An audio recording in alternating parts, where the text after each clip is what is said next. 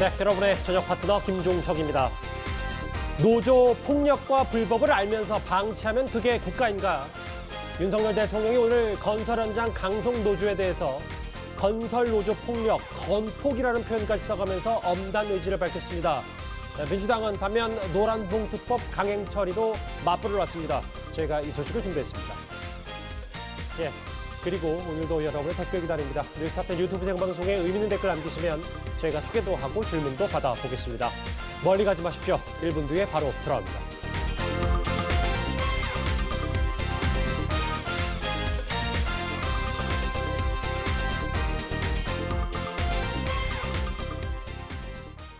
예, 오늘도 뉴스탑10 자랑하는 뉴스 고수 네 분과 함께합니다.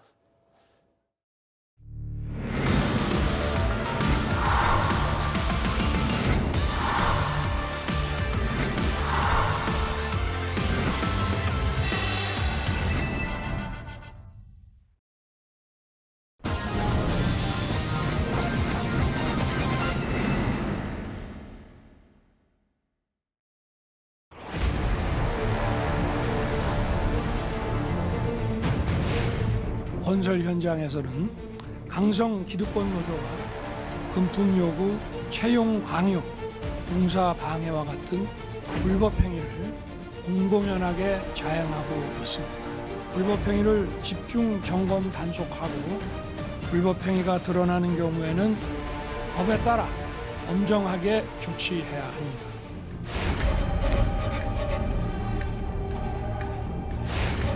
노동개혁의 출발은 노조 회계의 투명성 강화입니다.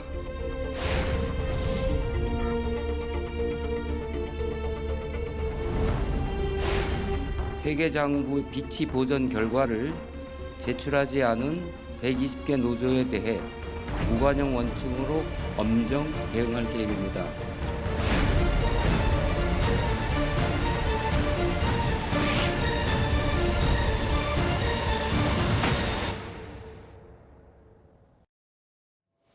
예, 오늘 뉴스탑10은 바로 1위부터 확인해 보겠습니다.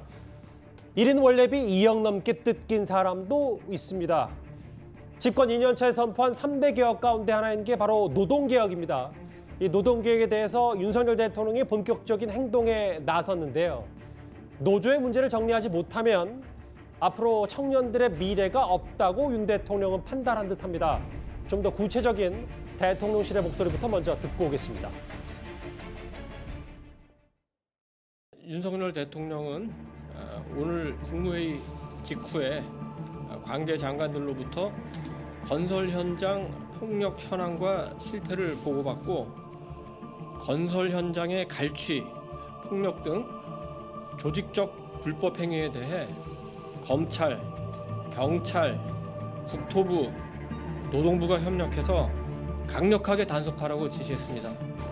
노조가 정상화되어야 기업의 가치가 올라가고 자본시장도 발전하며 수많은 일자리도 생겨날 수 있다고 말했습니다.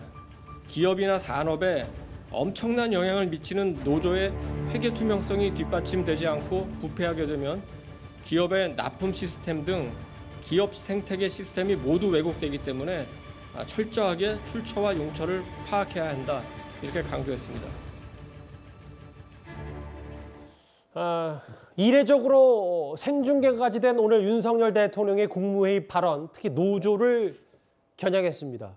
좀 먼저 크게 볼게요. 아직도 건설 현장에선 노조가 불법 행위를 자행하고 있고 폭력과 불법을 방치한다면 국가를 할 수 없다. 이제 뭔가 대통령 혹은 대통령실도 노동개혁의 시동을 좀 건 겁니까? 그런 것 같습니다. 아마 시내 외곽에 건설 현장에 가보신 분들은 아마 느꼈을 겁니다. 요즘 가보면 하루 종일 노동가요가 틀어져 있죠. 거기다가 또 노조 한노총과 민노총끼리 또 서로 싸움을 하기도 하고요. 서로 또 거기서 시위를 벌이기도 하고 굉장히 주변에 있는 분들이 고통을 겪는 분들이 꽤 많습니다. 특히 이 노조의 일부 노조의 불법적인 문제는 이제 심각한 지경에 다다른 것 같습니다. 왜냐하면 이렇게 가격이 올라가면 결국 모든 것들이 또 소비자 부담으로 전가될 수가 있는 거거든요. 더군다나 지금 노조의 행태가 보면 오늘 동아일보가 일면에 보도했던 타워크레인 노조의 실태 같은 걸 보면 정말 심각한 지경이죠. 왜냐하면 타워 크레인 노조가 본인들이 이 카르텔을 형성을 해서 새로운 어떤 노동자들 진입을 완전히 다 막고 있고 또 본인들은 원래비라는 형태로 인해서 또 사업주들에게 돈을 뜯어가는 이런 예. 것들이 거의 뭐 고착화되어 있는 그런 상황입니다. 자, 그렇다 보니 이 심각성을 오늘 윤 대통령도 생방송을 통해서 원래 이 국무회의 모두 발언은 주로 이제 기자들이 그냥 파악을 해서 보도를 하는데 오늘은 직접 생방송을 했습니다. 그만큼 대통령의 의지 이걸 이제 강조하기 위한 것인데요. 이런 불법적인 행태가 어떤 근소하지 않으면 실제로 청년들의 고용이라든지 또 노동 현장의 질서라든지 이런 게 잡혀지지 않고 또 이것이 실제로 소비자들한테 엄청난 부담으로 올라올 수밖에 없습니다. 예. 건설 단가가 높아지면 결국 국민들이 많은 비용을 부담해야 되거든요. 그래서 노동 현장의 가장 어떤 개혁의 출발점은 결국은 불법적인 측면에서 이런 것들을 용납할 수 없다. 거기서부터 윤 대통령이 노동개혁의 출발점으로 삼은 것이 아닌가 싶습니다. 지금 건설 현장에 있었던 폭력, 그걸 줄여서 건폭이라고까지 불렀다. 근절대까지 단속하라 이렇게 엄정 지시를 윤 대통령이 내렸는데 그럼 결국 이게 뭐 정치적으로 뭐 노정 풀 수 있는 타협의 대상이 아니라는 걸 윤 대통령이 좀 강조한 것 같거든요. 그렇죠. 아니 타협의 대상이려면 서로 뭐 윈윈을 한다거나 뭐 이런 것들이 있어야 되는데 이거는 불법이냐 합법이냐 그 차이거든요. 그러니까 윤 대통령은 이런 부분에 관해서 불법적인 부분을 사실 정부가 일정한 정도 좀 봐준다. 뭐 어찌 보면 문재인 정부 때까지 그런 일이 가능했을지 모르겠으나 지금 윤 대통령의 시각은 이건 불법이기 때문에 타협 대상이 아니다. 뭐 이런 얘기거든요. 근데 이게 이제 지난해 화물연대 파업 때부터 사실은 많이 드러났어요. 드러났는데 그런 부분에 관해서 뭐 입건하고 그냥 어떤 법적인 처벌 같은 게 흐지부지 되고 그러면서 이런 그 어떤 시정 조치가 전혀 이루어지지 않고 있기 때문에 예. 윤 대통령이 이제 3대 개혁 얘기를 했는데 지금 노동개혁이 첫 단추가 될 수밖에 없는 것도 사례들이 굉장히 많아요. 지금 뭐 관련해서 한 20명 정도가 뭐 구속이 되고 뭐 한 400건 정도를 적발했다고 하지만 노동 현장에 가보면 이거보다 훨씬 많은 불법이 자행되고 있는데 그거를 관계 당국이 손을 안 대거나 아니면 입건을 하더라도 뭐 검찰이나 경찰이나 이런 데에서 제대로 처벌을 못 하거나 봐주거나 이런 게 이제 과거 정부까지의 그 사례였는데 윤 대통령은 이 부분을 봐줄 수 없다. 그리고 이건 타협 대상도 아니다. 뭐 이렇게 인식하고 있는 것으로 보여서 앞으로 아마 상당히 뭐 민노총이나 한노총이 반발을 하지만 그러게요. 사실은 뭐 불법 부분과 관련해서 정부가 이걸 어떤 좀 느슨하게 할 가능성은 없어 보인다. 그리고 정치적으로 보더라도 뭐 전 정부와의 어떤 차별화뿐만 아니고 사실은 이런 그 노조 회계의 투명성은 그 일반 조합원들도 원하고 있는 거거든요. 예. 그렇기 때문에 그 윤 대통령으로서 정치적 승부수로서도 상당한 효과가 있을 것이다. 이렇게 생각합니다.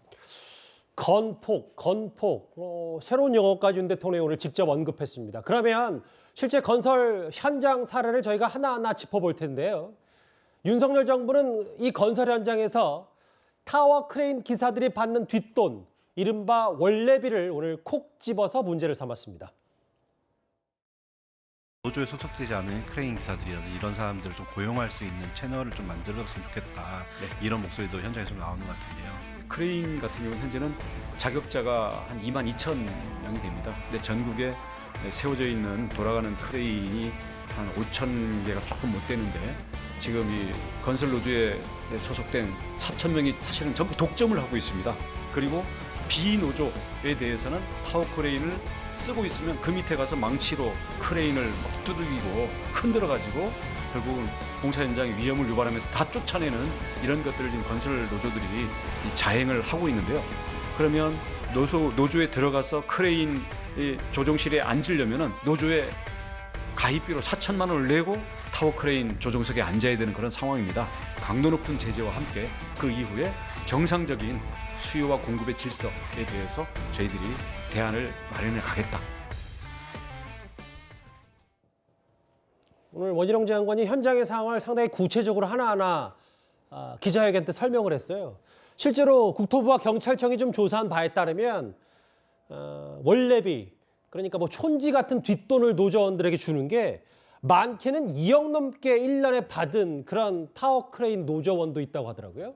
맞습니다. 그래서 이제 문제의 심각성을 더 확인시키는 건데 정상적인 급여는 공식적으로 한 300만 원, 400만 원 요 정도 책정해 놓고 한 달에 그리고 원래비라는 전혀 있지도 않은 돈을 이게 마치 조폭의 자릿세 같은 개념이거든요. 이걸 요구하고 이걸 또 세금을 내지 않기 위해서 아내 명의나 가족들 명의로 돌려가지고 받는 사례들이 굉장히 많았기 때문에 이거는 척결을 해야 될 수밖에 없는 사안이었고 이거를 지금 뭐 정부와 노조 간의 대립 관계로 볼 게 절대 아닙니다. 왜냐하면은 전국에 지금 원희룡 장관이 인터뷰에 정확히 나왔는데 2만 2천 명의 자격자가 있는데도 불구하고 4천 명이 자기들끼리 카르텔을 형성해가지고 다른 사람들이 들어오지 못하게 하고 있거든요. 그러니까 현장에도 부족한 자기들 노조원들만 쓰게끔 하고 그거를 쓰지 않으면 현장을 방해하고 그러니까 이거는 다른 자격을 가진 1만 명 이상의 자격자들이 실질적으로 일을 못하게 하고 있는 이 노조 카르텔에 대한 이 부당한 행동에 대한 그런 제재다 이렇게 볼 수 있고 이 원래비라는 거는 법에 있지도 않은 거를 강압적으로 받았기 때문에 형법적으로는 협박죄, 강요죄 그리고 공갈죄가 적용될 수 있는 사안인데 1년에 2억 이상을 받았다는 건 굉장한 중범죄입니다. 사실 1억만 넘어가면 구속수사를 반드시 하게끔 돼 있거든요. 이건 실형도 예상될 정도의 그런 굉장히 좀 불법적인 사안이 좀 죄질이 높은 경우입니다. 이게 서다변께서 어떻게 보세요? 이제 노동개혁에 오늘 그 대통령실이 여러 엄단 의지를 밝혔고 이게 마치 뭐 노정 관계, 뭐 주고받는 이런 문제가 아니라 불법이 있다면 그리고 이렇게 뒷돈을 받는 게 여러 실태들이 국토부 조사 결과 드러났다면 이거는 좀 드러내고 도론해야 되는 게 맞지 않냐 어떻게 좀 판단하십니까? 이게 뭐 노동개혁의 일환으로 노조의 회계 투명성, 그다음에 말하자면 불법적인 부분들을 부각해서 노조를 적으로 규정한 부분들은 좀 아쉬움이 큽니다. 대통령은 이런 부분들을 제도적으로 좀 뒷받침하고 전체적인 틀을 제시하는 게 좋은데 뭔가 좀 네거티브하게 가요. 그러니까 어떤 국민들에게 이렇게 노조가 잘못된 것들이 많다라고 부각해서 노조 자체를 말하자면 혐오하게 만드는 것이죠.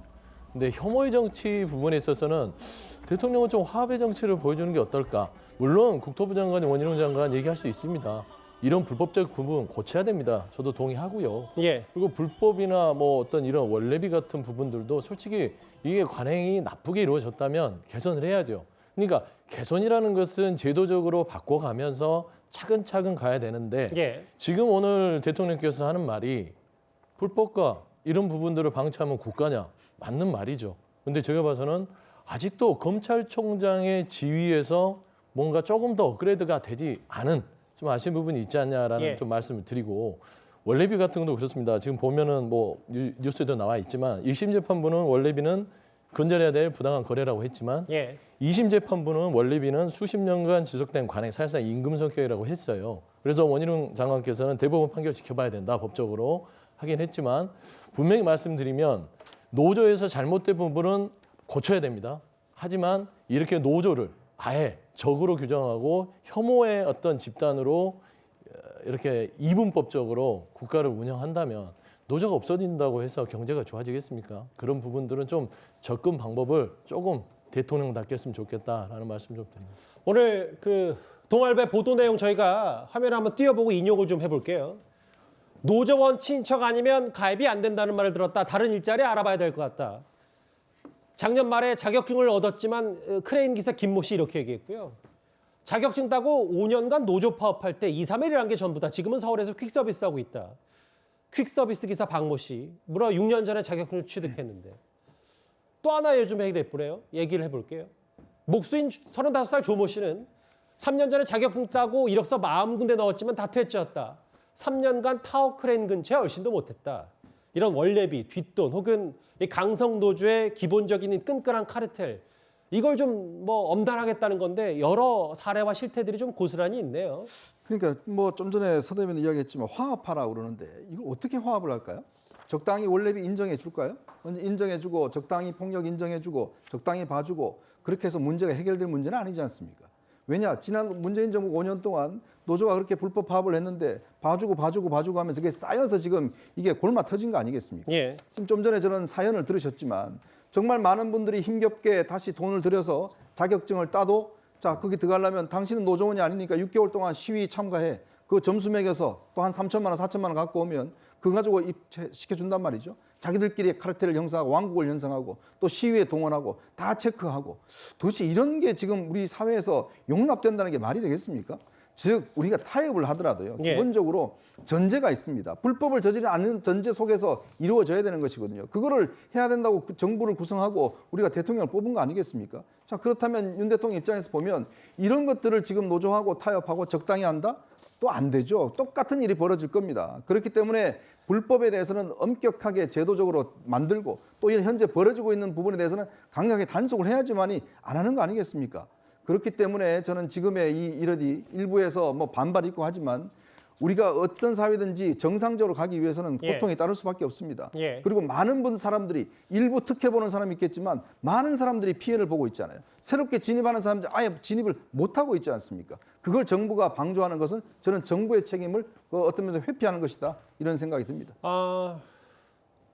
보시는 것처럼 노조가 일감을 독차지했다. 이거는 뭐 큰 문제 아니냐는 게 정부의 시각이고 국토부의 원희룡 장관 최근 좀 더 강한 어조로 이런 말을 했거든요. 한번 듣고 오겠습니다. 우리 건설 현장은 언제부턴가 편법, 탈법을 지나서 무법지대화가 된 지 상당 기간이 지났습니다. 노조의 탈을 쓴 이 갈취 세력들, 저희가 이 불법을 철저히 잡을 것이고요. 정부는 건설 현장에서 행해지는 불법 행위 전반에 강력 대응하기 위하여 관계부처 합동으로 대책을 마련했습니다. 첫 번째, 불법 행위 점검 단속 강화입니다. 둘째, 불법 행위는 신속하게 제재될 수 있도록 현행 규정을 적극적으로 적용하겠습니다. 다음으로 추가적인 특단의 조치도 시행하겠습니다. 아까 서영주 대변인께서 그 원래비의 그 사법부의 판단 얘기를 잠깐 언급해 주셔서 저희가 그래픽으로도 이미 좀 준비가 돼 있거든요. 사실은 뭐 현장에서는 뒷돈 혹은 촌지로까지 불리지만 이 원래비에 대해서 1심 재판부는 이런 성격, 2심 재판 아직 대법원의 판결이 남았는데 이 법적인 부분에 대해서 구 변호사께는 어떻게 좀 평가를 하시겠어요? 일단 형사적인 거랑 민사적인 거에 대해서 차이가 있는 게 민사적인 거는 대등한 당사자들이 민사적인 쟁점에 대해서 서로 제출하는 내용을 가지고 법원이 그것만 보고서 판단을 하기 때문에 원래비 전체에 대한 이런 사실관계가 다 이 사건에 반영이 돼 있는 것은 아닙니다. 그래서 이런 판결에 대해서도 민사적으로 어떤 결론이 나오든지 간에 형사적으로 강요나 이런 갈취가 있었다면 그건 당연히 처벌 대상이 되는 것이고요. 이 민사소송에서 아예 부당한 관행이라고 대법원에서 그런 판결이 나온다면 예. 원래비 그 자체의 성격이 부당한 것으로 규정되기 때문에 더욱더 금지될 수 있는 근거가 하나 더 생기는 그런 개념으로 볼 수 있습니다. 근데 예. 지금 민사소송에서 다루어졌던 내용은 임금인지 아닌지 그 쟁점을 놓고 통상적으로 주고 있었느냐 요걸 다퉜던 거기 때문에 이 사안에서는 당연히 강요나 협박이나 이런 걸 하지 않았던 그 좀 비교적 깨끗한 사안에 대해서 다퉜을 것으로 보이거든요. 예. 그러니까 이거는 부당한 것에 대해서 전면적으로 면죄부를 줄 수 있는 그런 판결이라고 보기는 어렵고 임금이라는 전혀 다른 초점에 대한 것이기 때문에 직결되는 내용이라고 보기는 어렵습니다. 물론 원 장관은 대법원 판결이 원래비에 대한 판례를 지켜봐야 된다고 하긴 했습니다. 다만 그러면서 엄단 의지를 재차 밝히고 이런 계획까지 밝혔어요. 노조비 4천만 원 내야 하는 타워크레인 운전하는 독점을 깰 것이다.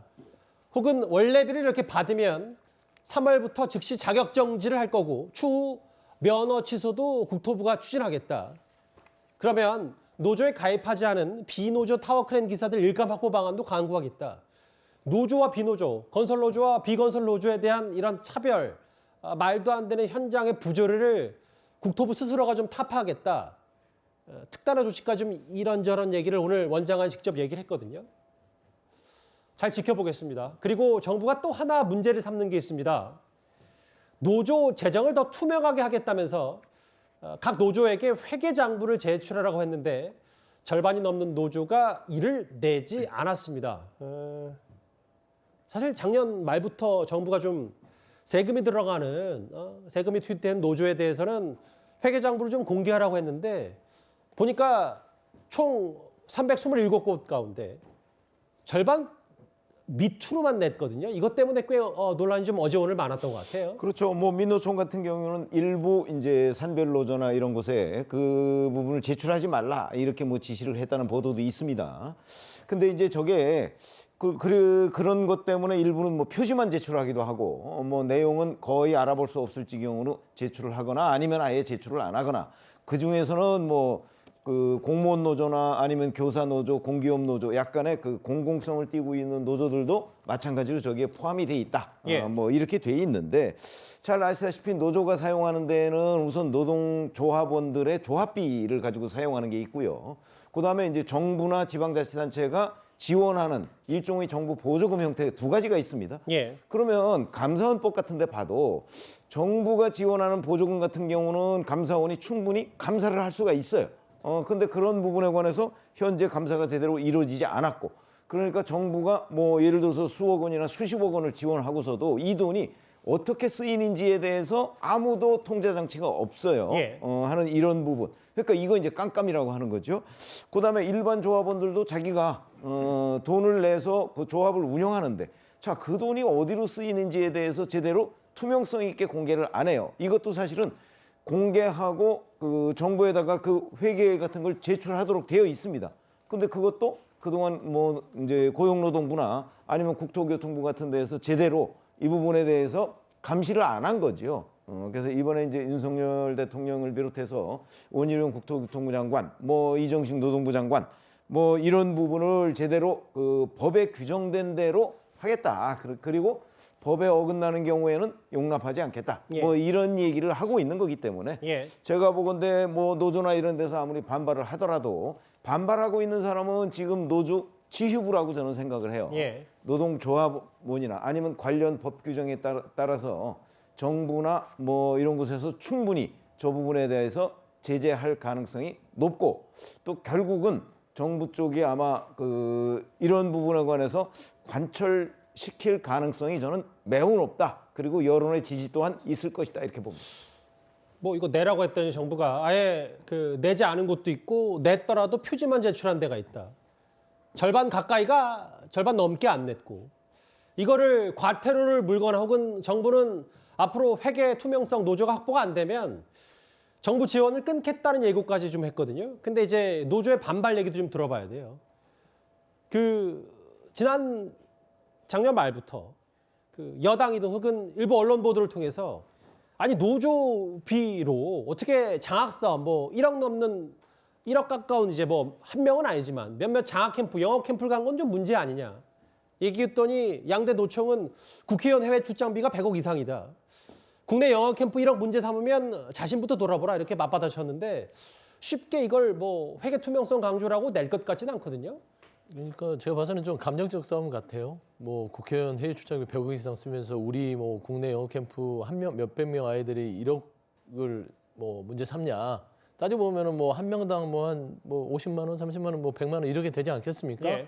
그러니까 이제 지금 현재 노조 개혁 자체를 제가 앞서도 얘기했지만 조금 이런 아주 사소할 수도 있는 문제를 부각시켜서 노조가 완전히 뭔가 혐오 집단이라고 하는 것들이 전 접근 방식이 좀 잘못됐다고 보는 겁니다. 예. 그러니까 아까도 뭐 타협을 하고 적당히 타협이 아니죠. 불법에 대해서는 단호하게 대처를 해야 되고 보조금이 잘못 사용됐다면 거기에 대해서 법률 위반됐으면 처벌을 해야 됩니다.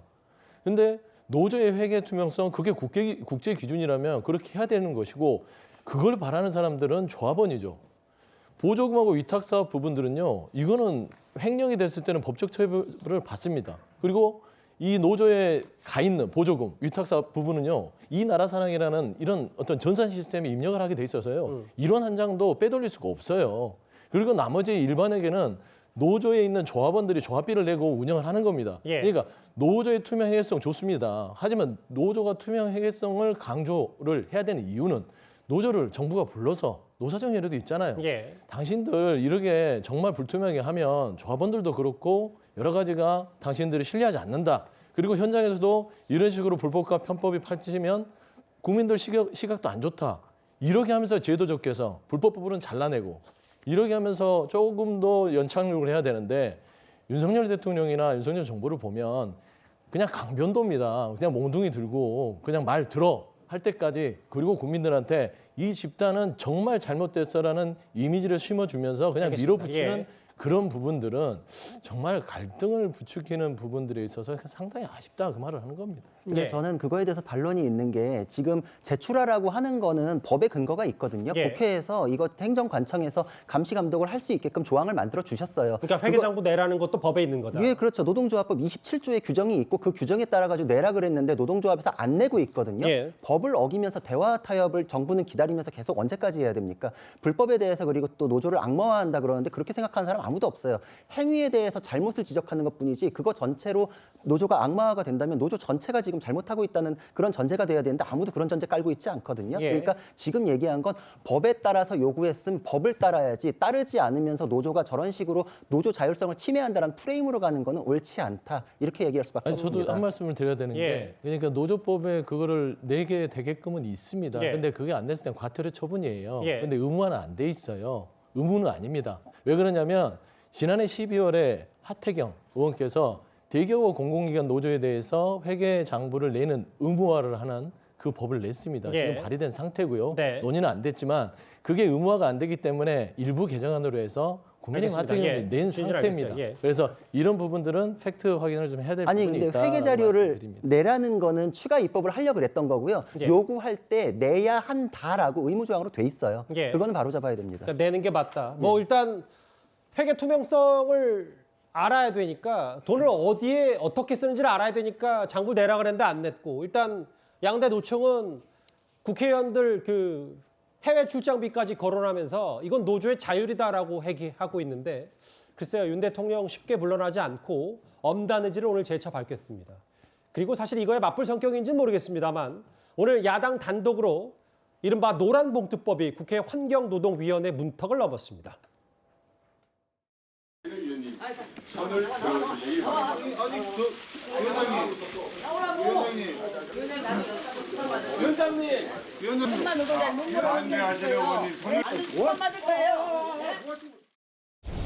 이 법은 통과되고 나면 그렇지 않아도 불법 파업 때문에 우리나라 경제에 엄청난 손해를 끼치는 일이 많은데 우리나라를 파업 천국으로 만드는 그런 법이 될 것 같습니다.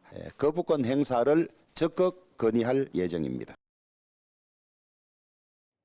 이제 환노위를 문턱을 넘었고 이제 법사위가 있습니다만 민주당하고 정의당은 법사위를 일단 제끼고 국회에 직접 회부하는 방안까지 검토하기 때문에 그럼 이제 절차가 남았고 오늘 주호영 원내대표 얘기는 저 노란봉투법에 대해서 대통령이 거부권 행사할 수 있다 뭐 이렇게까지 얘기를 했네요. 그렇죠. 왜냐하면 이 법이 가지고 있는 위헌성 때문에 그렇습니다. 노동관계법 2조, 3조를 지금 개정하는 것인데요. 단적인 예로 그렇습니다. 지난번 대우조선해양의 파업 사태가 있었죠.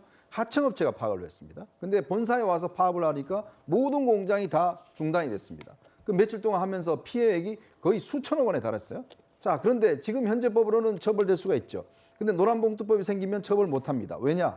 자, 하청업체도 지금 본사와 노사 교섭을 할 수 있도록 사용자의 범위를 넓혀버렸습니다. 자, 그러면 대우조선해양이 하청업체가 몇 개나 될까요? 엄청나게 많을 겁니다. 그 많은 하청업체들이 자, 이제 나 다 본사하고 협상하겠어. 그럼 본사가 협상을 해야 됩니다. 둘째. 그다음에 이 사람들이 가지고 있는 피해, 이런 그 손해, 이 부분에 대해서 이제 이런 부분을 손해배상을 청구할 수 없게 돼 있습니다. 자, 그렇게 되면 이 수많은 피해를 누가 감당해야 되냐? 그럼 대우조선해양은 지금 공적 자금이 투입된 회사입니다. 또 국민 세금 투입돼야 돼요. 자, 그러면 결국 국민들 세금을 내서 그 파업에 대한 손해를 갚아야 되는 겁니다. 자, 이런 법을 예를 들어서 불법적인 파업을 해서 손해가 났는데 그것에 대해서 손해배상을 청구를 못하게 한다? 그러면 이게 세상에 전 세계에 이런 법이 혹시 있나요? 저는 찾아볼 수가 없어요. 근데 그걸 지금 그렇지 않아도 지금 우리나라 노사관계가 기울어진 운동장이다. 지금 왜냐하면 이 회사에 대해서는 파업을 했을 때 대체근로라 이걸 못하게 하고 있지 않습니까? 그런 상태에서 노조에게는 하청업체가 이제는 본사하고 다 협상을 하게 하고 파업에 대한 손해배상을 못 묻게 한다고 그러면 이제 앞으로 파업이 일어나면 우리가 이걸 예를 들어서 회사 측에서 이거를 대체할 수 있는 방법이 아무것도 없지 않습니까? 그렇기 때문에 저는 이런 법안은 위헌적인 법률이기 때문에 당연히 거부권이 행사돼야 된다. 그런 생각이 듭니다. 노동개혁 그리고 뭐 정의당을 포함한 민주당 오늘 야당은 이 법안을 환경노동위원회에서 일단 강행처를 했고 앞으로 여러 절차가 남았는데 대통령실은 거부권 행사까지 시사를 했습니다. 윤 대통령 얘기가 나왔으니까 이 얘기도 짧게 한번 해보겠습니다. 분위기가 좀 많이 딱딱하기 때문에 잠깐만 이 얘기를 나눠볼게요. 오늘 용산에서 우주경제 주역인 기업인과 연구자들을 점심에 초청을 했는데요. 문화예술인으로서는 유일하게 가수 윤아 씨가 초청이 됐습니다. 블랙홀이라는 곡은 어느 소녀가 오랜 친구였던 별의 마지막을 목격하는 장면을 상상하면서 짓게 된 곡이고, 사건의 지평선은 그 개념을 빌려와서 소중한 사람과의 이별을 이야기하기도 했습니다. 이렇듯 이번 작품은 과학의 성과 없이는 태어나지 못했을 결과물들입니다. 한 분야에서 묵묵히 연구하시는 연구자분들과 늘 새로움을 설계하시는 공학자분들과 그것을 현실에서 실현하시는 기술자분들께 감사와 경의를 표하러 왔습니다. 예, 우주 과학자들이 모이는 자리에 왜 윤아 씨가 오찬 행사에 초청이 됐냐, 이거 잠깐 제가 부연 설명을 해드리면, 최근까지 그 역주행곡으로 인기를 끌었던 사건의 지평선 뭐 다들 아시는 분들 많으실 텐데요. 이런 노래 포함해서 우주를 소재로 한 음반을 매우 많이 발표한 가수 윤아 씨입니다. 오늘 저 행사에 가수 윤아 씨도 참석했다는 우주과학 청년들과 만났던 윤 대통령에게는 제가 이 설명으로 가름을 좀 해보겠습니다. 첫 번째 이슈, 윤 대통령의 강경 발언, 노동개혁 얘기까지 저희가 정리를 해봤습니다. 다음 주제는 바로 이 얘기입니다.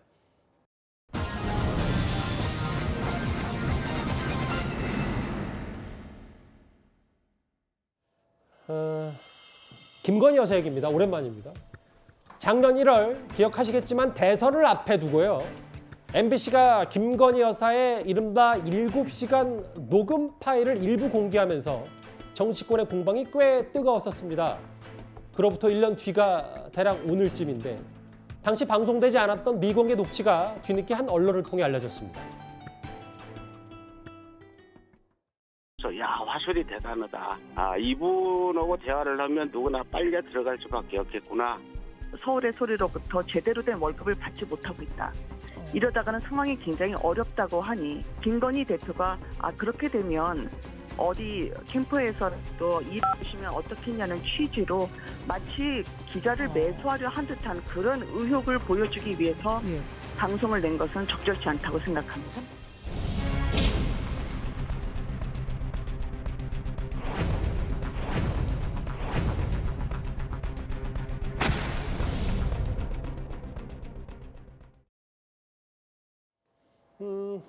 공개되지 않은 이 부분은 실제 김건희 여사의 육성을 듣는 것보다는 저희 나름대로는 이 정리됐던 내용만 판단해도 큰 무리는 없다고 저희가 봤거든요. 남편 얘기, 순진하고 정만 덜이 있다, 이것보다는 조금 더 본질에 가까운 얘기를 해보겠습니다.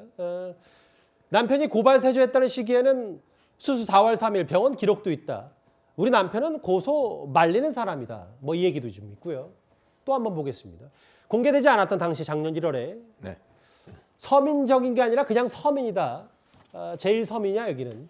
나 점심 먹을 것도 딱 해놓고 요리하고 출근하고 그랬지. 검사할 때는 요리를 한 번도 해본 적이 없어요. 시집 와서. 사실은 여러 본인 관련 의혹 얘기를 하기 전에 남편에 대한 얘기들이 당시에는 공개가 좀 많이 안 됐었나 보죠. 그렇죠. 아니 저희가 상당 부분을 기억하고 있는데요. 그러니까 윤석열 후보를 공격하는 내용 위주 이렇게 공개가 됐습니다. 저게 원래는 사실은 서울의 소리가 자기들이 한 20여 차례 김건희 여사를 만나서 그리고 그중에 한 7시간 정도를 했는데, 실제 공개된 거는 원래 1차, 2차 이렇게 공개하겠다고 했는데 1차 공개하고 난 뒤에 여론이 별로 안 좋으니까, 반응이 별로 안 좋으니까 그 후에 공개를 그냥 미뤘어요. 그런데 1차 공개된 걸 보면 윤석열 당시 후보한테 다소 불리할 거라고 생각되는 부분을 공개할 것이다, 이런 예상이 많았는데 실제 공개하고 보니까 별로 그렇지도 않았어요. 그래서 효과가 없다 이렇게 판단을 해서 아마 2차 공개는 하지 않은 걸로 보이는데 지금 공개하지 않은 부분, 아마 2차까지도 공개하려고 하지 않았던 부분인 것으로 보여요. 월간조선이 지금 입수해서 기사를 쓴 걸 보면 거기에 보면 이제 남편인 윤석열 대통령에 대해서 여러 가지 어떤 개인적인 인간 댐댐이 같은 거를 이제 부인으로서 평가한 부분이 있고, 그다음에 또 하나는 바로 줄리 논란 같은 경우도 자기가 줄리 같은 걸 한 적이 없다. 근데 그거를 고소하려고 하니까 남편이 그런 고소를 못하게 말리더라. 이런 거. 그다음에 무속 관련한 지금까지도 지금 민주당이 여러 차례 공격을 하고 있습니다만은 그와 관련해서는 굿을 한 번도 해본 적도 없다. 이런 얘기를 하고 있는데, 저거를 이제 당시 김건희 여사가 녹음하는 것을 알고 했다면 저거는 뭐 의도적으로 연출을 했을 가능성이 있다 우리가 이렇게 판단할 수가 있지만 아마 전체적인 맥락을 보면 녹음하는 거를 모르는 상태에서 자연스럽게 얘기를 한 것으로 보여요. 그러면은 저거를 짝있게 해서 보도한 MBC 자체 거기도 상당한 정도의 어떤 정치적 이유로 해서 그걸 보도한 것 아니냐 하는 지적을 피할 수가 없을 것으로 보이고, 그러면 저거를 전체적으로 보도하려면 공정성 있게 그 7시간 부분 중에서 뭐 유불리를 가리지 않고 보도했어야 되는데 그렇지 않고 일방적으로 윤석열 대통령을 뭔가 흠집내려는 목적이 있었던 것 아니냐, 이런 지적을 피할 수가 없는 상황이다, 이렇게 말씀을 드릴 수 있겠습니다. 당시에 민주당 인사들이 이 7시간 녹음 파일에 대해서 이제 비판 공세를 매우 높였었고, 그런데 이제 방송 직후에는 글쎄 뭐 별거 없었지 않았냐는 평가도 대체적으로 있었던 걸로 저도 기억이 나는데, 당시 이런저런 얘기를 당시에 공개됐던 녹음 파일에서는 이런 얘기를 했었고, 근데 좀 더 미공개 녹취록의 본질은 이걸 거예요. 주가 조작에 대해서. 내가 주가 조작을 할 줄 알아야 하든지 할 거 아니야. 나 그런 거 할 줄은 모른다. 그것도 십몇 년 전 결혼하기 전에 일 가지고. 혹은 나는 굿 같은 거 한 번도 안 하고. 왜냐하면 당시 대선 기간 동안 민주당 의원들 몇몇 인사들의 이제 무속 논란에 여러 공세를 받았기 때문에 내 인생에 우리 남편하고 나는 뭐 그런 걸 해본 적이 없다. 그런 거 제일 싫어한다.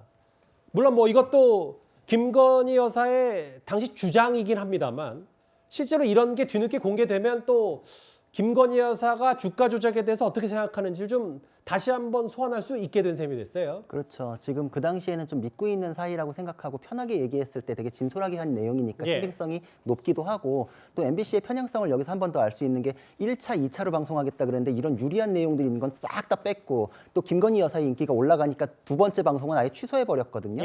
그리고 나서 확인된 내용들은 김건희 여사의 결백을 더 확인할 수 있는 내용이다, 이렇게 볼 수 있는데 지금 민주당에서 범죄일람표에 계좌가 쓰였다 이거 가지고서 공범관계다라고 주장을 하시는 거는 마치 어떤 사람이 누군가를 뭐 몽둥이로 때렸다고 할 때 그 몽둥이의 주인도 공범이다 이렇게 얘기하는 거랑 똑같은 얘기거든요. 그러니까 거기에 쓰였는지 안 쓰였는지 이건 아무 의미가 없고, 거기에 뭐 쥐어줬다 이런 뭐 공모관계, 의사 연락 이런 게 중요한 건데, 이미 문재인 정권 하위 검사들도 무혐의이기 때문에 소환 자체가 말이 안 된다라고 해서 무혐의 처분을 하겠다고 보고를 올렸는데 그때 4차장 검사가 틀어가지고 보류가 됐던 것이다라는 사실관계가 이미 보도가 됐지 않습니까?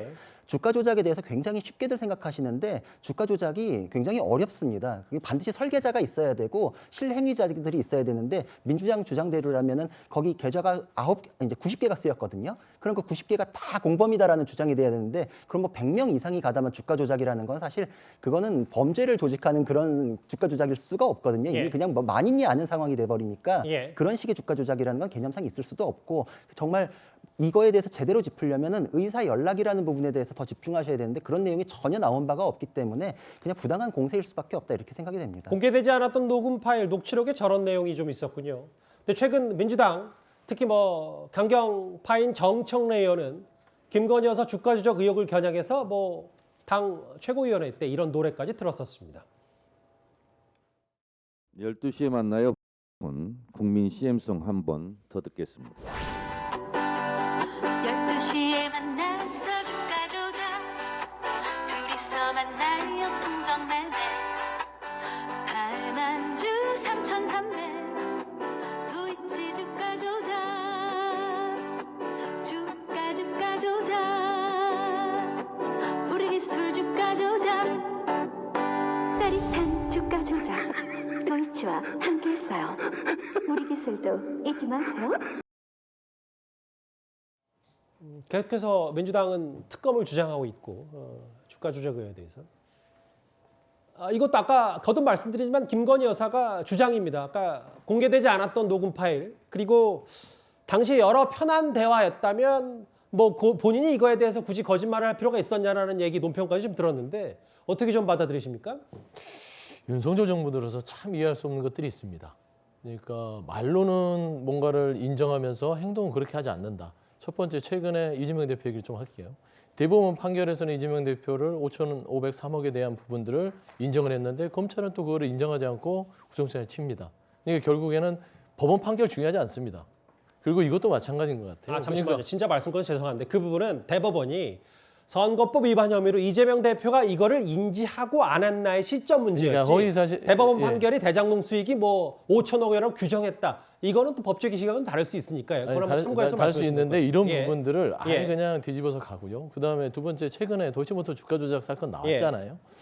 그러면 그 재판부가 판사들이 바보가 아닌 이상 그러니까 판단을 나는 못하겠어. 공소시효가 지나서 이거는 그렇습니다. 못했어요. 그런데 2차로 유무죄를 따져야 되는 부분에 있어서는 거기에 그 유죄를 인정했던 부분에 104건이 있는데 그 계좌건에서 연관이 된 게 김건희 사건이 48건입니다. 그러면 저는 다 좋습니다. 이 부분에 대해서 뭐 적극적으로 가담했다 안 했다 다 좋은데요. 김건희 여사만 유일하게 전주를 하는데 검찰 수사를 한 번도 안 받습니다. 왜 그럴까요? 대통령 배우자라서 그럴까요? 이게 공정할까요? 최소한 이런 증거들 아까 뭐 정청래 의원도 틀었잖아요. 통정거래에 대한 부분들이 사실이 있고 그다음에 48건의 계좌가 이용이 됐고 그리고 법원이 그래 판단해서 이건 유무죄를 좀 따져야겠다 했을 때 그럼 그 유죄라고 판단했던 부분들은 왜 검찰은 조사도 수사도 압수수색도 하지 않았냐. 일단 뭐 서면 조사를 했다고 알려지고 있거든요. 서면 조사를 했다고 하지만 거기에 들어가 있지 않잖아요. 그러니까 얼마나 우리가 김건희 여사한테 관대하냐. 검찰은 이렇게 관대합니다. 이런 부분에서 이런 풍자가 나올 수밖에 없다고 생각이 되고요. 무엇보다 중요한 거는 윤석열 대통령께서 책임져야 될 부분이 있습니다. 당시 대선 후보 때 1차에만 가담했고 2차에는 계좌를 뺐다고 합니다. 근데 가담이 돼 있는 게 있습니다. 근데 김건희 여사는 난 당했다, 피해자다, 내 계좌가 이용당한지 몰랐다. 알겠습니다. 그러면 수익도 창출 유곡 당했잖아요. 그래서 국민들이 이런 말합니다. 나도 이렇게 수익 창출 당하고 싶다라는 부분에 있어서는 정말 검찰이 공정하지 않다라고 좀 말씀드리고 싶습니다. 근데 복잡하게 생각할 필요가 없는 거 아닌가요? 김건희 여사 도이치모터스 주가 조작 의혹과 관련해서 자꾸 검찰 얘기를 해가면서 뭐 제대로 조사 안 한 것처럼 얘기하는데 그게 문재인 정부 때 검찰이에요. 그렇기 때문에 대통령 부인도 아니었고 그때는 대통령 후보의 부인이었습니다. 그거를 문재인 정부 때 잘 아시다시피 박범계 법무부 장관의 고등학교 후배가 서울중앙지검장이고 4차장 검사가 뭐 잘 아시다시피 윤석열 검찰총장 징계할 때 앞장섰던 검찰 1과장 출신이잖아요. 그런 사람들이 중간 지휘를 통해서 1년 넘게 뭐 거의 2년 가까이 수사를 했는데 소환 조사도 못했다. 왜 소환 조사를 못했겠습니까? 만약에 범죄 혐의가 있다면 소환 조사 안 했을까요? 그런 부분과 관련해서 지금 마치 윤석열 정부가 대통령 부인이기 때문에 봐줬다는 프레임으로 얘기하는 거는 사실관계를 호도하는 거고 만약에 민주당이 정말 이 부분에 관해서 의문을 제기하려면 문재인 정부 때 수사한 담당자들한테 한번 물어보고 나서 왜 소환 조사를 못했는지 이런 걸 따져야 되는 것 아닌가? 저는 그렇게 생각합니다. 저도 한 말씀만 주십시오. 왜냐하면 그런 논리들을 계속 하는데요. 그러면 이재명 대표 문재인 정부 때 수사했던 거 아니냐? 왜 자꾸 뭐 문재인 정부 우리 탓을 하냐? 정치보복 아니다 얘기하잖아요. 그러면 문재인 정부 때 이재명 대표에 대해 수사했던 부분들이 뭐 무죄로 남았거나 혐의가 없던 부분들은 다시 살려서 이번 정권에서 수사하잖아요.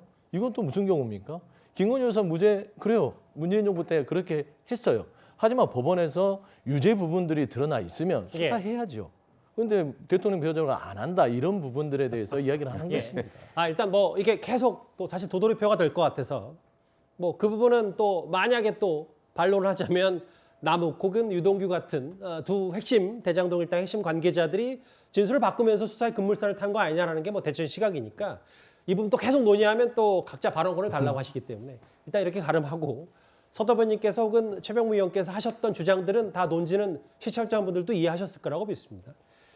알겠습니다. 생각보다 좀 이 주제 기다려졌는데 당시 MBC가 공개하지 않았던 김건희 여사 7시간 녹음 파일에 본인이 주가 조작에 대해서 어떤 입장을 갖고 있는지 어떤 주장을 했는지 내용에 대해서 한번 만나봤습니다. 다음 주제 그럼 뭐 이재명 대표 얘기를 잠깐 하셨으니까요. 바로 민주당 내부로 가보겠습니다.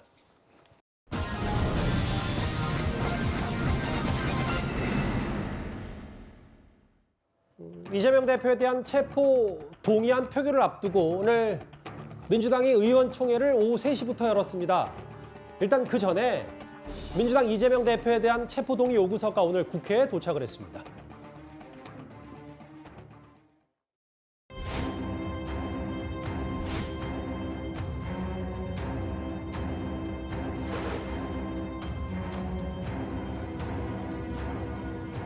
망나니 칼춤도 이렇게 추지는 않습니다.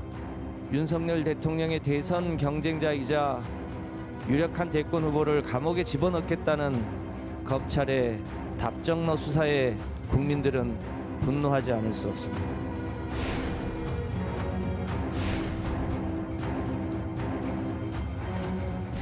이재명 대표인가 법과 국민인가 이제 민주당의 시간이다. 민생이 풍전등화라고 외치면서 정작 민주당은 이제는 더욱 본격적으로 이재명 개인 로펌에 나서게 되었습니다. 이재명 대표가 떳떳하다면 인원 동원령도 불체포 특권도 버리고 당당히 법원에서 판단받으면 될 일입니다.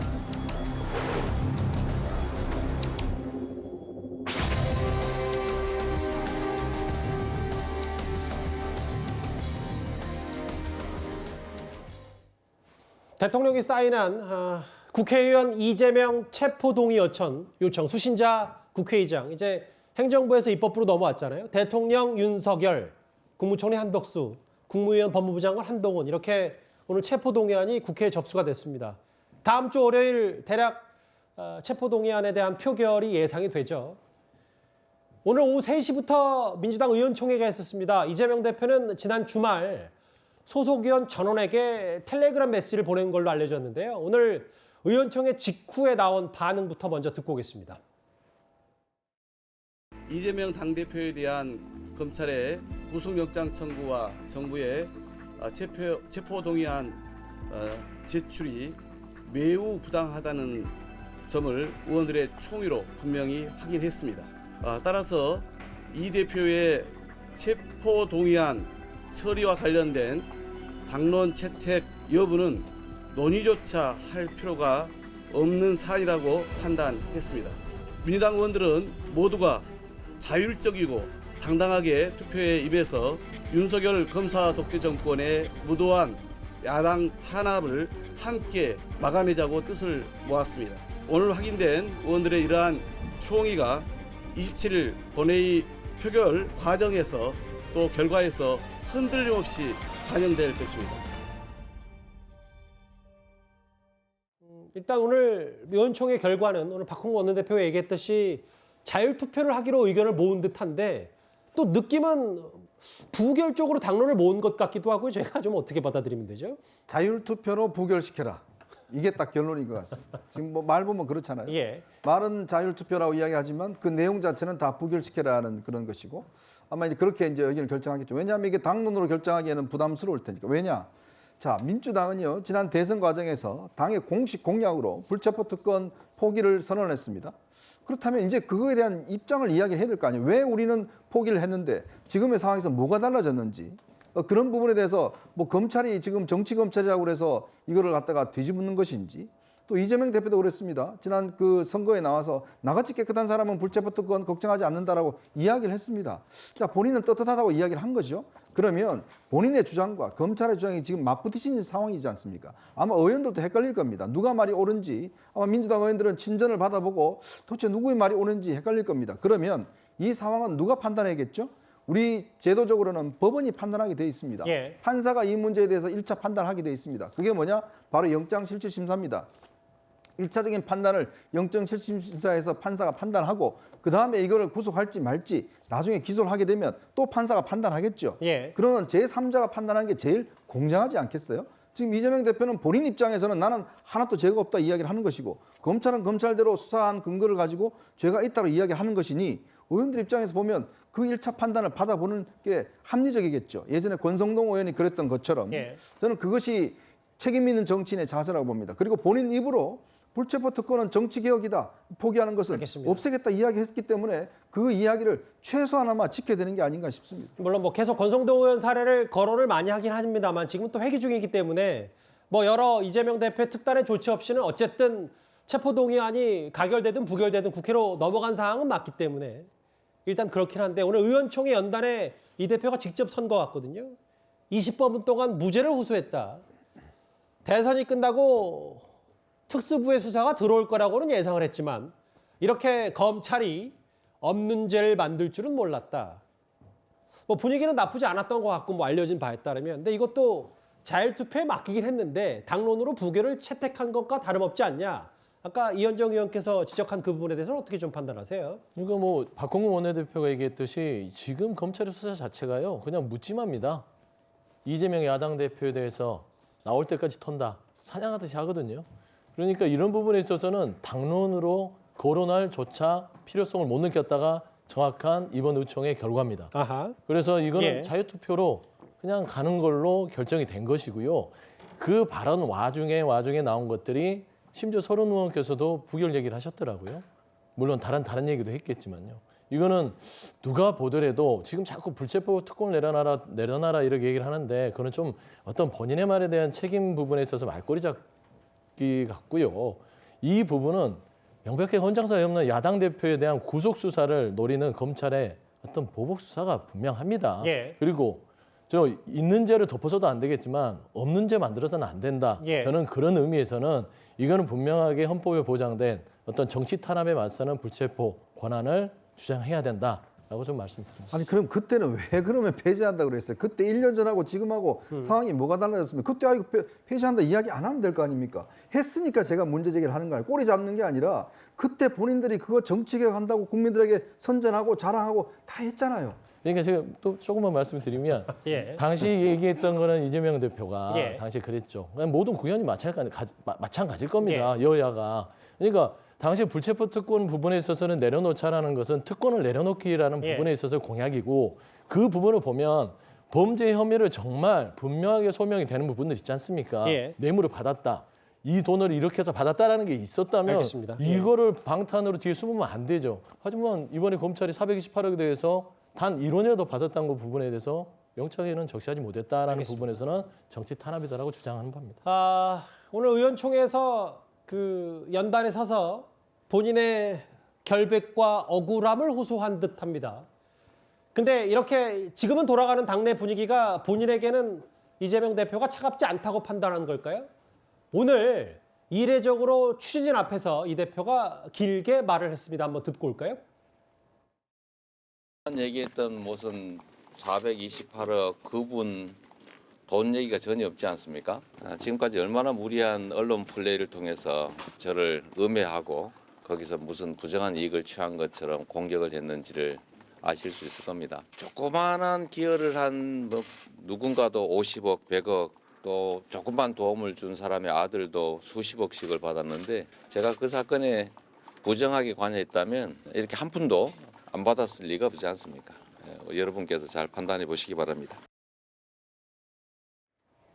그러니까 오늘 발언 쭉 들어봤는데 이 대표 생각에는 본인 영장에 알맹이가 없다라고 주장을 하는 것 같아요. 그러니까 곽상도 전 의원 퇴직금 명목으로 50억 받은 걸 거론했고 실제로 본인은 한 푼도 안 받았고 이른바 저수지 천화동인 1호에 대해서 428원 그분 돈 얘기가 없다는 걸 계속 강조했거든요. 이게 본질인지 아닌지 구 변호사 생각은 어떠십니까? 그냥 가장 유리한 거 하나 찾아가지고 언급하시는 거죠. 처음에 대장동 사건 문제됐을 때부터 배임죄가 문제가 됐고 배임이 성립할 때 다툼의 여지가 뇌물죄가 같이 드러나면은 정말 다툼의 여지 자체가 없을 겁니다라는 내용으로 뇌물죄 얘기도 같이 나왔던 건데 예. 지금 428억 요 부분이 이제 빠져 있으니까 그거 하나 이제 트집 잡아가지고 얘기하시지만 돈 얘기가 왜 없습니까? 4,895억 배임 얘기가 있고 133억 뇌물 얘기가 있는데 돈 얘기가 없다는 건 저는 받아들일 수가 없는 내용이고 예. 그리고 저 내용 자체는 영장을 칠 때 원래 최소한의 영장을 칩니다. 약간이라도 다툼의 여지가 있을 때 기각될까 봐 정진상, 김용에서 입을 닫고 있으니 요거는 떼놓고서 보완 수사를 하자라고 하면서 다툼의 여지가 없는 걸로 추린 게 지금 이렇게 어마어마한 영장 청구 내용이 구성이 된 것이거든요. 그러니까 명백하고 혹은 보수적으로 접근해서 영장에 적시한다 이 말씀이십니까? 그렇죠. 가장 확실하게 나올 만한 내용으로 추렸는데도 배임이랑 제3자 뇌물죄가 들어간 거는 그 자체로 혐의가 굉장히 많은 것 중에 검찰에서 정말 증거관계로 확실하게 꼽은 것이 이건데 거기에서 보완 수사를 하겠다는 부분을 그것만 지금 따로 언급을 하시는 거는 정말 이게 지금 쟁점이 되어 있는 거랑 완전히 벗어난 얘기이고 428억에 대한 얘기도 사실 나중에 이게 영장이 만약에 발부가 된다면 이재명 대표가 이제 이거에 대해서 또 왜 뺐냐고 아마 트집 잡을 수도 있어요. 왜냐면은 영장이 한번 나오면 1심에 6개월 구속기간이 있는데 별도로 구속하면 또 영장이 6개월짜리가 하나 더 나오거든요. 그때는 왜 합해서 청구하지 않았냐. 오히려 그런 내용을 이제 부당하다고 하실 수도 있는 내용이기 때문에 그냥 상황마다 그냥 되는 대로 얘기하시는 가장 유리한 내용으로 전공으로 저걸 삼으셨겠지만 법적으로 별로 그렇다고 평가하기는 어렵습니다. 서 대변인께도 발언 기회를 드려야 될 게 왜냐하면 네. 그 구 변호사께서 지적하셨던 것처럼 결국은 뭐 곽상도 전 의원의 50억 그 퇴직금 명목 아들 이거는 뭐 검찰이 항소했고 보강 수사한다니까 좀 더 지켜보고 일단 제껴놓더라도 뭐 428억 원이나 본인 한 푼도 안 받은 것.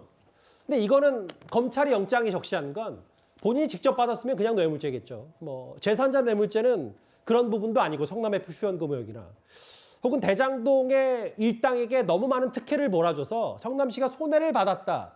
이 부분에 대한 본질이 아니지 않냐. 어떻게 판단하세요? 그러니까 저는 말씀한 대로 배임과 제3자 뇌물죄 다툼이 굉장히 큰 영역입니다. 이런 다툼이 있는 것들은요. 꼭 영장이 아니라 재판부에 가서 재판부의 판단을 받아야겠죠. 그래서 배임이나 제3자 뇌물이 재판부가 봤을 때 죄질이 아주 좋지 않다 하면 법정 구속을 할 수 있는 사안이 될 수도 있어요. 예. 근데 굳이 검찰이 이렇게 다툼이 있는 부분을 영장을 청구했다? 야당 대표에 대해서 아주 헌정사상 처음으로 하면서 엄청나게 막 밀어댑니다. 압박을. 예. 그다음 최근에 정성호 의원 그 접견론까지 공개해가면서 증거인멸을 넣지 않습니까? 구속영장에다가. 왜 이렇게 무리를 할까요? 그래서 이게 정치 수사라는 것이고 배임 부분만 한마디만 말씀드릴게요. 예. 이건 뭐 재판부가 판단하겠지만 성남시장으로서 1,830억, 나머지 4천 얼마를 더 못 가져왔다. 그러니까 조금 가져왔다는 거예요. 더 많이 못 가져왔다. 이 부분은 재판부가 판단해야 되는 부분 아닐까요? 그런데 이 부분에 대해서 검찰이 무조건 혐의가 짙다, 액수가 많다. 그래서 이재명 대표는 구속이 돼야 된다라고 주장하는 것들은요. 너무 앞뒤가 좀 안 맞다. 좀 그렇게 표현하고 싶습니다. 굳이 첨언하자면 예. 정성호 의원의 또 검찰 적시된 증거인멸 우려에 대해서는 여러 문맥상 취지를 보니까 검찰 판단에서는 좀만 뭐 기다리면 이재명 대표 대통령이 된다는 취지가 증거인멸 우려가 명백하다 이렇게 검찰 영장에 적시를 했기 때문에 그 부분 뭐 민주당 입장에서는 이게 어떻게 증거인멸 우려냐고 하겠지만 또 검찰 입장은 다르니까요. 그것까지는 지금 제가 반영해서 그게 너무 이제 짜고 치는 것 같다 그 말씀. 알겠습니다. 예. 사실 근데 오늘 의원총회도 있고 이재명 대표가 당내 단속만 하는 건 아니고요.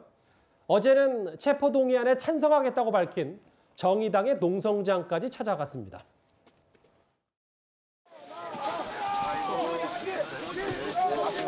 바쁘신데. 예.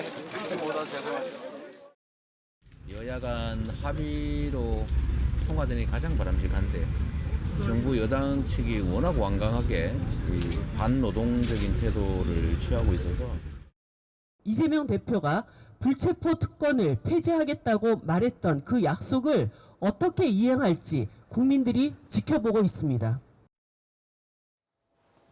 여전히 그 이정미 정의당 대표는 그 불체포 특권 포기에 대해서는 계속 목소리를 내고 있는데 꽤 이 대표 바쁩니다. 1대1로 접촉하는 것 말고도 오늘 의원총회 전에는 정의상 농성장까지 찾았다.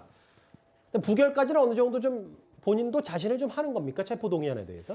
그렇죠. 그렇지만 정의당을 농성장을 왜 방문했느냐? 결국은 민주당만 그 뭐 단일 대우로 해서 부결시키면 민주당이 이재명 대표에 대해서 방탄을 했다. 뭐 이런 프레임에 본인들이 스스로 뛰어드는 모양새가 되잖아요. 근데 정의당이 만약에 입장을 좀 바꿔서 이 불체포 특권을 인정해서 이재명 대표의 체포동의안을 반대 입장을 보여준다면 단 몇 사람이라도 그러면 본인이 민주당 혼자 방탄에 동원됐다 이런 부분은 벗을 수가 있거든요.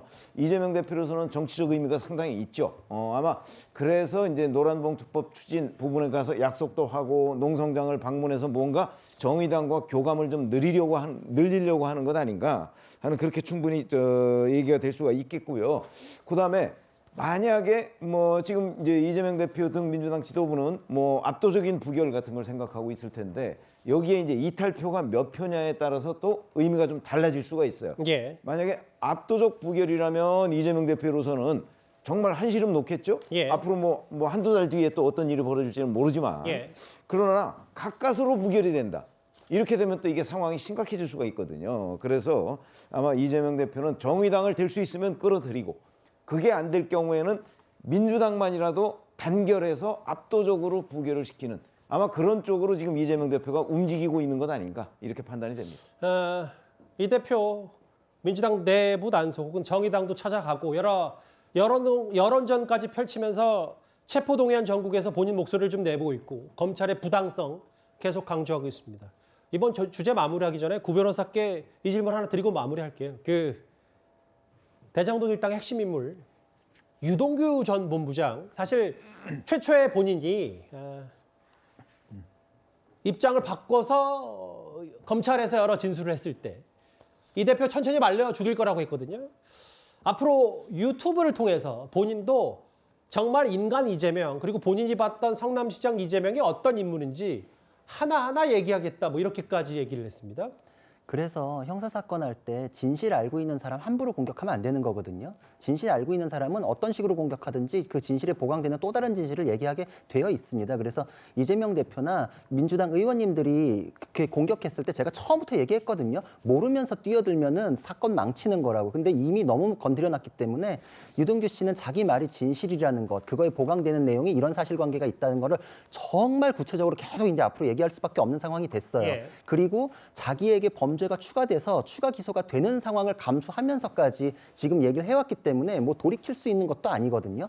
앞으로 사실관계는 계속 나올 수밖에 없고 앞뒤로 연결되는 것을 계속 확인할 수 있을 것이라고 생각이 됩니다. 물론 이 유튜브에서 유동규 전 본부장이 어떤 내용을 말할지는 저희도 알 수 없습니다만 유 전 본부장 나름대로도 여론전을 통해서 이재명 대표가 그동안 본인과 있었던 인연을 다 끊고 뭐 본인 선에서 어떻게 절연했던 부분에 대해서도 좀 언급한다고 하니까 알겠습니다. 잘 지켜보겠습니다. 이재명 대표 관련 수사 체포 동의안 전국 얘기는 여기까지입니다.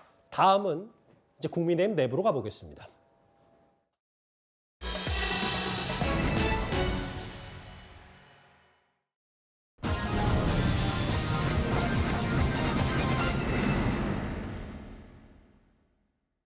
예, 본투표는 아직 보름 정도 남았는데 국민의힘 전당대회 과열 양상입니다. 어제 저녁에 있었던 두 번째 TV 토론에선 선두로 보이는 김기현 후보를 향한 다른 세 후보의 공세가 집중이 됐습니다. 직접 가본 결과 김 후보 땅에 새 도로가 개설되는 곳 바로 앞이 밭이라는 것이었습니다. 해명하신 것에 거짓이 있으면 후보 사퇴 약속하시겠습니까? 제가 정치 생명을 걸 테니까 황교안 후보님께서도 정치 생명을 거시고 약속하신 것에 거짓이 있으면 황교안 후보께서는 그냥 사퇴하겠다 그러시는데 정계 은퇴를 하셔야 될 상황입니다. 제가 생명을 말하는 걸겠다. 것은 모든 책임을 다 지겠다고 얘기를 했습니다. 그런 표현 마시고 정치 생명을 걸겠다고 약속하실 수 물론이죠. 있습니까? 말을 규명했어요. 약간 이렇게 비틀어서 말씀하지 마세요. 명확하게 규명해서 누가 진실인지 밝힙시다. 정말 참 어이가 없으시네요. 김기현 후보님을 두고 울산의 이재명이 아니냐라는 얘기까지 지금 나오고 있는데요. 국정감사 때 민주당이 또 국정감사 때 다 뒤졌어요. 그런데 아무것도 없는 걸 가지고서 지금 그렇게 반대로 한번 생각해 얘기하세요. 보십시오. 정권 교체 되기 전에 화천대유의 문제점이 드러났습니까?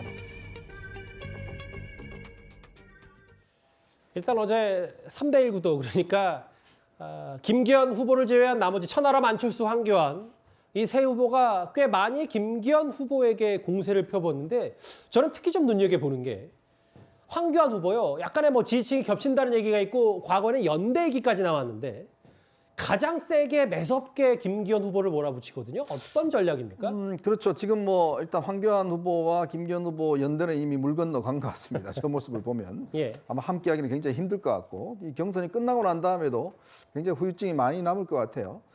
근데 이제 황교안 후보 같은 경우는 이번에 정말 칼을 갈고 나오신 것 같습니다. 특히 이제 김기현 후보의 이 KTX 관련된 뭐 땅 문제를 이제 집중적으로 이제 매번 이제 지적하고 있고 또 이제 직접 현장에까지 가봤다 그러니까요. 근데 이제 지금 과연 이 공세 자체가 지금 어떤 근거가 좀 있느냐 이런 부분에 대해서는 가타부타 지금 이야기가 많습니다. 그래서 또 현장에 기자들도 많이 가서 취재를 하고 있는데 과연 이게 투기로 봐야 될지. 더군다나 이준석 전 대표도 본인의 페이스북에 자기가 볼 때는 투기가 아닌 것 같다라고 이야기하고 있는 정도니까요. 이것 자체가 결국은 이 황교안 후보 입장에서 보면 지금 김기현 후보 표를 어떻게 하든지 간에 본인이 좀 뺏어와야 되는 이런 상황이거든요.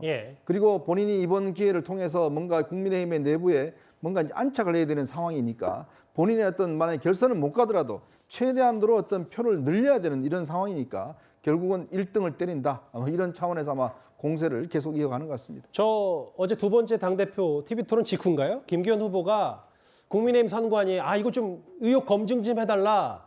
라고 했더니 선관위는 이걸 지금 검증할 수는 없다, 거부까지 했는데 일단 김 후보도 좀 본인이 답답한 겁니까? 아니면 그래서 좀 뭐 매듭이 좀 지었으면 좋겠다고 판단한 걸까요? 글쎄, 뭐 김 후보로서는 이제 선관위가 이걸 검증해서 뭐 아니다, 투기 의혹이 아니다, 뭐 이렇게 해줬으면 그게 최선이겠죠. 예. 근데 선관위로서는 저걸 받을 수가 없는 것이 지금 보름 정도 남았습니다. 3월 8일 전당대회까지. 자, 과연 울산 땅에 대한 검증을 선관위가 무슨 전문성을 가지고 있는 당 선관위잖아요. 전문성을 가지고 있는 기관도 아닌데 보름 내에 적어도 한 뭐 열흘 정도 내에 저걸 명확하게 논란 없이 규명할 수 있을까? 저는 불가능하다고 보거든요. 예. 그래서 자칫 잘못하면 선관위가 중립성이 훼손됐다 이런 또 의혹을 받을 수도 있고 예. 그런 점에서 선관위가 거부가 아니고 선관위가 저 조사를 맡을 수가 없다 하는 걸 전 밝힌 거라고 봅니다. 그런 점에서 본다면 김기현 의원 후보로서는 굉장히 답답하겠죠. 본인은 이제 아니라고 지금 계속 주장하고 있는데 뭐 아니라는 걸 입증하기가 현실적으로 쉽지가 않거든요. 아니 황교안 후보도 본인 생명을 걸겠다고 비슷한 얘기를 아니 왜냐하면 저런 것들은 공격하는 사람은 계속해서 의혹을 제기할 수 있지만 예. 아니라는 쪽에서는 뭔가 증거를 내놓기가 굉장히 어려워요. 예. 그래서 결국은 언론 보도나 이런 데에 기대할 수밖에 없는 것 아닌가 저는 그렇게 생각합니다. 그리고 어제 김기현 후보는 역으로 천하람 후보에게 이런 질문까지 했습니다. 한번 화면 듣고 올까요? MBC 편파 방송과 관련해서 묻습니다. 천 후보는 윤석열 대통령이 거기서 바이든이라고 말했다고 공개적으로 밝혔는데 지금도 바이든이라고 하는 그 입장에 변화가 없는 것인지. 저는 여전히 바이든이 맞다라고 생각하고요. 그 질문 받을 때 제 표정을 자세히 보시면 제가 웃었거든요. 너무 잘 됐다. 자책골을 넣고 있는 거예요. 당원들만 불편해할까요? 대통령실에 계시는 수많은 분들도 이 이슈가 재점화되는 걸 불편해하실 것 같은데 어제 토론회 끝나고 김기현 후보 전화 받으셨을 수도 있다고 봅니다. 누구라고 말하지 않겠지만은. 최 교수께서는 저 천하람 후보의 본인 자평에 대해서 어떻게 생각을 하세요? 뭐 사실은 천하람 후보가 토론에 들어가기 전에 본인이 인터뷰에서 그런 얘기 한 적이 저거 물어보겠다고 본인이 얘기했었거든요, 사실은. 근데 김기현 후보가 저걸 물어봤는데 왜냐면 저게 어쨌든 논란이 됐었고 대통령실 입장에서는 상당히 부담스러운 이슈일 수 있어요. 저걸 꺼내 드는 것 자체가 왜냐면 이미 이제 뭐 이슈가 지나간 이슈고 이게 뭐 어느 정도 국민들의 뇌리 속에서는 좀 사라지고 있는데 저걸 다시 끄집어내는 순간 다시 또 국민들이 생각하게 되는 거잖아요. 그래서 저는 별로 그렇게 좋은 질문은 아니었다. 김기현 후보 입장에서는 어쨌든 선명성을 드러내고 싶고 천하람 후보에 대해서 보수 지지층의 좀 지지를 끌어내리려고는 의도가 있었다고 보이지만 그럼에도 불구하고 저런 질문 자체가 대통령실 입장에서는 그렇게 좋은 질문은 아니라고 생각해요. 왜냐하면 잊어버렸던 걸 다시 상기시켜가지고 이슈화하게 되면 그 자체는 결국 대통령실 입장에서 부담스러운 상황이 될 수밖에 없는 거거든요. 그래서 그런 부분에 있어서는 김기현 후보 입장에서 본인의 어떤 선거 전략으로 선택했을지 모르지만 천하람 후보 말처럼 대통령실 입장에서 상당히 좀 부담스러운 상황이 될 수도 있다 이렇게 생각합니다. 또 한 장면 어제 주요 장면 보겠습니다.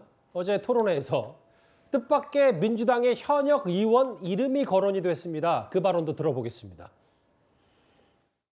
지금 친명계 의원 중에 문제가 많은 뭐 예를 들어서 실명을 거론해서 죄송합니다만 정청래 의원 같은 분을 포함해서 여러 사람들 다음 국회에서는 있으면 안 될 그런 사람들이 보입니다. 그래서 자객 공천을 하겠다. 그 세 가지를 말씀을 드렸었는데요.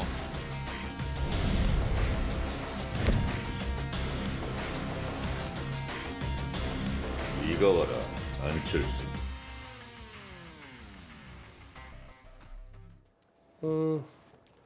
사실 어제 어제 TV 토론회에서 공천 얘기 그러니까 김기현 후보와 안철수 후보가 여러 공방을 하면서 시스템으로 공천하겠다, 뭐 대통령실의 얘기를 들을 거냐 안 들을 거냐 그런 공방도 있었고 그러다 보니까 자객 공천에 대한 얘기 여러 가지 얘기가 나왔는데 정청래 의원까지 소환이 되고 어떻게 좀 판단하시고 평가하셨어요? 굳이 뭐 저렇게 언급해가지고 기사 한 줄 더 나오게 해드릴 필요까지 있었을까? 그냥 뭐 무관심이 답이다 이런 생각도 드는데 사실 저 자객공천 얘기도 정청래 의원이 다음번에 공천받을 걸 확신을 하고서 나올 거다라는 전제를 깔고 얘기하시는 거잖아요. 근데 지금 정청래 의원 보면은 막말하거나 아주까리 기름 얘기하거나 이거밖에 떠오르는 게 없거든요. 이 정도 의정 활동 하셨으면 민주당 내에서도 자정작용이 있어서 공천이 안 돼야지 공천의 품격이 담보되는 거 아닌가. 근데 민주당의 자정작용을 너무 기대를 안 하시니까 당연히 나올 거라고 지금 전제를 하신 것 같은데 민주당 내에서도 공천의 품격을 한번 고려해 보셔야 되지 않을까 싶습니다. 화살을 또 정청래 의원한테도 쐈습니다. 구 변호사께서. 그런데요. 계속해서 이 첫 번째, 두 번째 TV 토론에서 가장 많이 소환되고 있는 인물이 있습니다. 본인이 원하지 않더라도. 그 화면을 저희가 한번 모아봤는데 만나보겠습니다.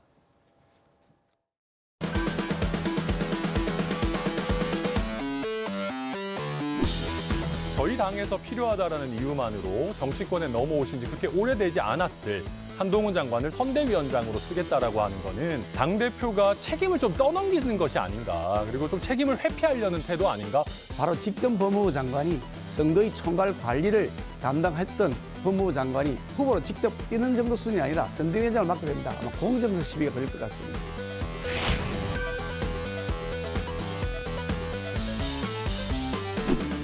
제가 장관을 해보니까 정책 하나를 하는데 최소한 1년, 보통 한 2년 걸립니다. 한동훈 훌륭한 장관이죠. 일 제대로 할 수 있도록 기회를 주는 것이 필요하다. 그래서 다음 총선 나오는 것은 저는 안 하는 것이 좋겠다. 이런 생각을 갖고 있습니다. 단연 지역구 출마가 정말 적합하다고 봅니다. 글쎄요, 뭐 한 장관 본인 의지와 상관없이 이렇게 토론에 자주 등장하는 한동훈 법무부 장관인데 여기에 더해서 오늘 이준석 전 대표 최근에 이른바 천하용인이라는 본인과 가까운 청년 최고위원부터 최고위원 당대표 후보들을 돕고 있는데 한동훈 장관에 대해서 오늘 이렇게 얘기를 했습니다.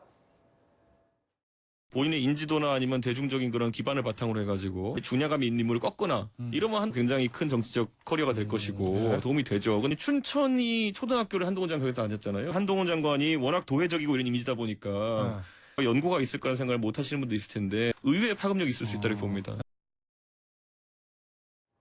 뭐 정치란 게 항상 시나리오를 쓰는 거고 상상력을 발휘하는 거긴 한데 뭐 춘천 얘기까지 나오고요. 전당대회가 뭐 후보 본인들 말고도 한동훈 장관도 여러 덩달아서 관심을 더 많이 받는 것 같기도 하고요. 어떻게 좀 논평하시겠습니까? 글쎄 뭐 잘 아시다시피 한동훈 장관 정도면 지금 뭐 그 일부 여론조사에서 차기 정치 지도자 여권 뭐 상당히 높은 순위에 오르고 있지 않습니까?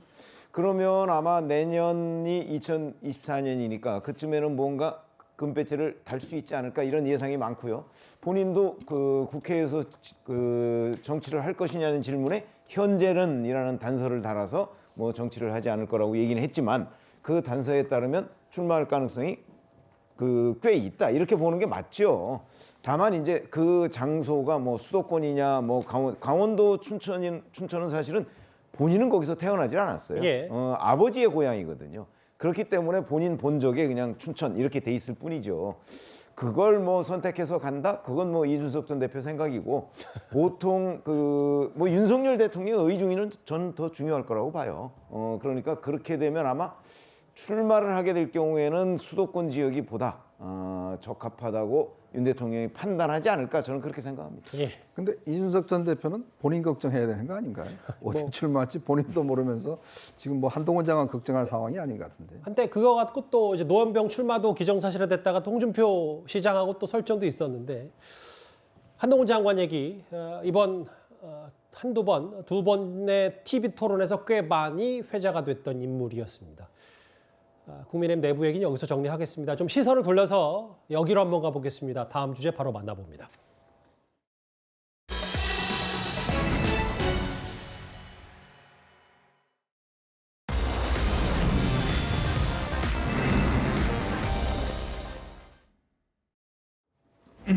(007) 작전으로 부르더라고요. 우크라이나 전쟁 1주년을 앞두고 미국의 바이든 대통령이 지금도 전쟁 중인 우크라이나를 극비 방문했습니다.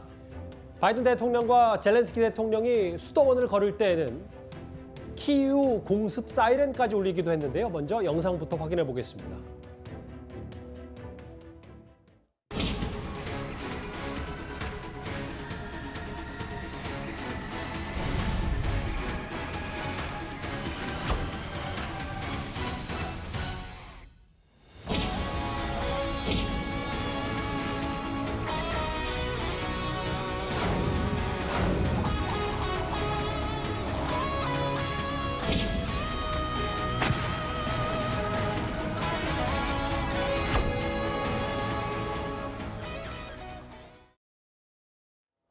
바이든 대통령의 우크라이나 방문을 얼마나 극비에 붙였는지 일단 화면부터 보겠습니다.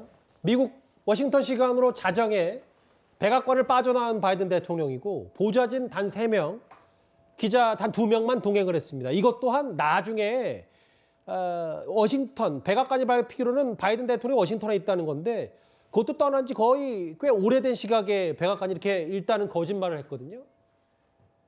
그리고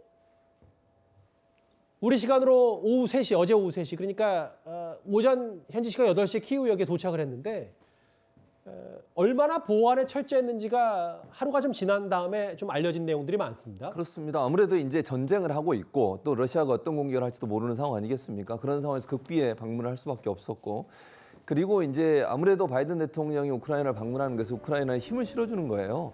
러시아와 우크라이나 전쟁이 지금 장기화되고 있는 상황이고 서방의 도움이 없으면 사실 러시아와 대응해서 우크라이나가 싸우기가 상당히 어려운 상황입니다. 그 상황에서 상징적인 의미가 있는 거죠. 그러니까 미국과 EU가 함께 힘을 합쳐서 우크라이나를 돕고 있고 러시아와 대응해서 함께 싸우겠다는 명확한 의지를 보여주는 행동이라고 생각합니다. 예. 본인의 군대, 소위 이제 미국의 군대가 주둔하지 않고 싸움에 전쟁에 포함되지 않은 상태에서 다른 나라를 방문한다? 대단히 이례적이에요. 그것은 결국 우크라이나 뒤에는 서방과 그다음에 EU가 있다고 하는 부분을 명확하게 보여주기 위한 행보였다. 이렇게 볼 수 있을 것 같습니다. 말씀하셨던 것처럼 지금 우크라이나는 뭐 우리나라처럼 주한 미군, 주1 미군이 있는 게 아니라 지금 주둔이 없는 지역을 갔기 때문에 에어포스 1도 아닌, 그러니까 미 대통령의 전용기도 아니고 에어포스 2라고 불리는 이 공군기를 타고 갔다.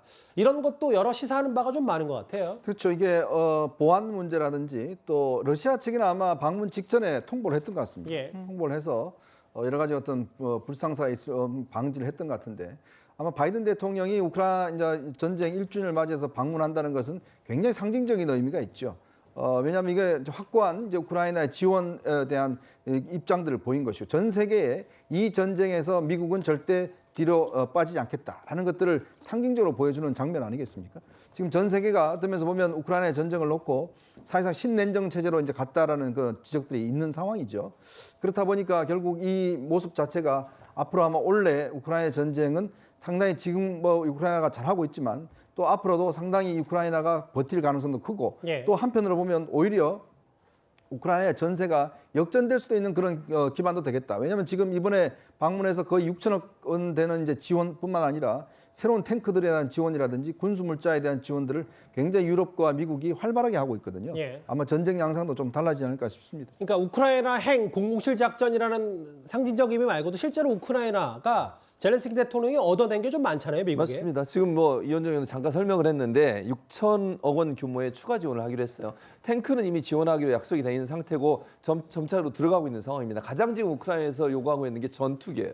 전투기 지원을 해달라고 하는 건데 이 부분은 아직 확정은 안 됐는데 아마 그 논의가 있었지 않을까 하는 생각이 들어요. 왜냐하면 전쟁에서 사실은 영공 그 제공권을 확보한다고 하는 건 대단히 중요하거든요. 러시아가 지금 제공권을 많이 확보하고 있는 상황이기 때문에 어려움을 겪고 있는데 거기에 대응하기 위해서는 전투기가 절대적으로 필요합니다. 예. 그래서 아마 전투기 지원을 강력하게 우크라이나 대통령이 요청을 했을 것이고 바이든 대통령도 긍정적인 답변을 하지 않았을까. 방문했다고 하는 건요. 이미 어느 정도 얘기가 된 상태에서 방문을 하는 거거든요. 예. 그렇다고 하면 전투기 지원까지도 이루어질 가능성이 있지 않을까 이렇게 예상이 됩니다. 젤렌스키 대통령으로서는 우크라이나로서는 가장 힘 있는 우군을 얻은 셈이 됐습니다. 이제 우크라이나 러시아 전쟁이 1주년을 앞두고 있기 때문에 또 여러 변수가 될지 저희가 잘 지켜보겠습니다. 그럼 지금까지 들은 여러분들의 목소리를 만나볼까요? 첫 번째 댓글입니다. 국민 돈이 어디에 쓰는지 노조는 회계장부 제때 내고 밝히는 게 맞다. 뭐 이런 의견을 주셨어요. 노조는 그들만의 리그였는데 특히 뭐 이 타워 크레인 말씀도 좀 하신 것 같습니다. 예. 민주당의 자율투표냐, 규율잡기 투표냐, 체포동의안 가부 결정 말씀하신 것 같고요. 국민의 후보들은 정책은 토론 안 하나요? 정책 토론해야죠. 저희 3월 3일 마지막 토론이 저희 채널에 뉴스탑 10 시간에 예정이 돼 있는데 저도 정책 토론을 잘 이끌어내도록 하겠습니다. 하나 더 볼까요? 한 귀는 바이든, 한 귀는 날리면 그래서 귀가 두 개 있는 것이다. 어제 김기현 후보가 얘기했던 윤 대통령 뉴욕 순방 당시 발언 논란 얘기까지 댓글로 만나봤습니다. 앞서 저희가 김건희 여사 관련 주제를 다룰 때요. 그 관련 자막에 김은혜 전 홍보수석으로 자막이 입혀졌었는데 이걸 좀 바로 잡겠습니다. 김은혜 현 홍보수석입니다. 저희가 사과를 드리겠습니다. 댓글까지 만나봤습니다. 다음 주제는 바로 이겁니다.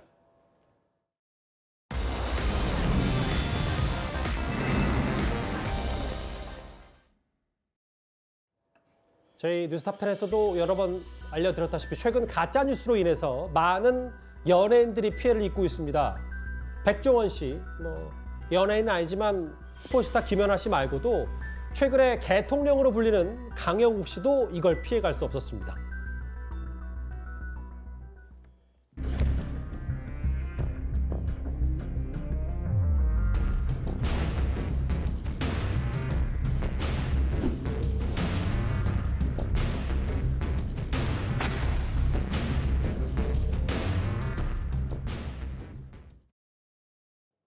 일단 계속해서 바로잡아야 될 건 강영욱 씨는 이 성폭행 의혹과는 전혀 관련이 없는 거죠? 당연히 관련이 없는 사람이고 지금 같은 경우에는 내가 이 사람으로부터 고소를 받았다라는 사람이 나타났죠. 지금 보시는 바와 같이 강영훈 자기는 절대로 아니라고 이야기를 했음에도 불구하고 혹시 시청자 여러분 이렇게 찾아보시면 강영욱 씨 이렇게 블로우 처리, 이렇게 모자이크 처리했는 사진까지 올라왔는데 이 부분에 대해서는 저는 언론과 여러 가지 이제 이쪽에서 좀 조심스러워야 되는 부분이 분명히 있는 것 같아요. 특히 유튜브 같은 경우에는 더더욱 조심스럽고 유명 반려견 훈련사 30대 성희롱 강제추행 혐의로 피소 이렇게 되어 있는데 이게 또 남양주까지 나오다 보니까 주변 사람들에게 연락을 엄청 받았다라고 이야기를 해서 과연 그럼 이 사람이 누굴까?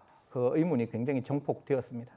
정확히는 성추행. 그래서 그 논란 그리고 본인도 스스로 인정을 했더라고요. 또 다른 반려견 보호사가요. 네, 이찬종 씨라고 이제 우리가 흔히 말 동물농장에 지금 나와 있는데 저희 지금 월보에도 나오지만 지금 이찬종이었다라고 하면서 악의적인 그러니까 이찬종 씨 생각은 이것도 거짓말이라는 거예요. 뭔 거짓말인가 하면 성추행이 있고 난 다음에 1년 6개월 동안 아무 말이 없다가 제재를 받으니까 이런 어떤 이야기를 했고 나는 이 무고에 대해서 악의적인 무고에 대해 적극적인 대처를 하겠다라고 이야기하면서 강영욱 훈련사에게도 진심으로 사과한다는데요.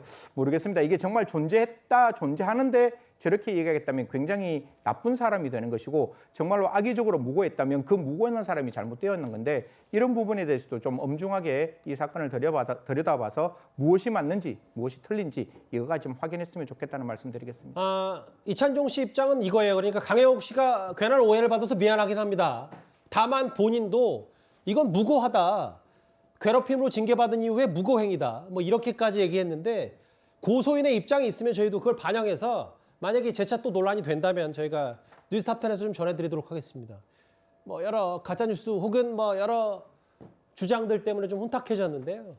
일단 개통령이라고 부르는 강영욱 씨에게 오랜만에 만나봤습니다. 저희가 준비한 마지막 주제로 이제 가볼까요?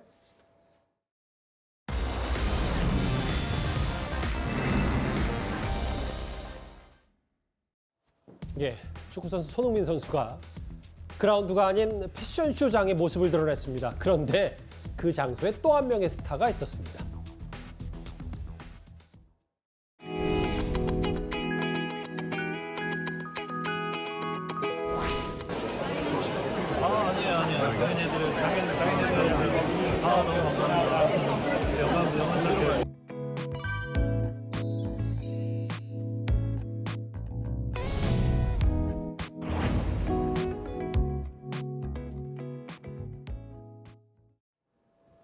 저 사인은 손흥민 선수가 해줬는데 누가 팬인지 모르겠어요.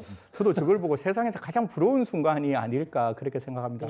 둘 중에 한 명만 만나도 인생에서 가장 획기적인 포인트가 될 건데 손흥민 선수하고 무슨 또 뭐 획기적인 포인트까지요? 저한테는 두 분을 만나면 얼마나 뭐 그렇긴 합니다만 그래서 참 부러웠는데 지금 손흥민 선수의 어떻게 보면 겸손함이 묻어나는 거죠. 전지현 전지현 씨가 감사하다 그러니까 아니에요 이러면서 입을 막는 모습이 남았는데 어떻게 보면 손흥민 선수와 전지현 배우 둘 다 대한민국 최고의 K-팝 그다음 K-스포츠의 영웅인데 두 사람 저 장소에서 만났다는 게 또 한편으로 시청자 입장에서 매우 보기 좋다. 앞으로 더 승승장구했으면 좋겠다는 말씀드립니다. 저도 부럽긴 한데 또 인생의 분기점이랑까지 말씀을 하시니까 저 두 사람이 얼마나 유명한지 좀 알 수 있을 것 같아요.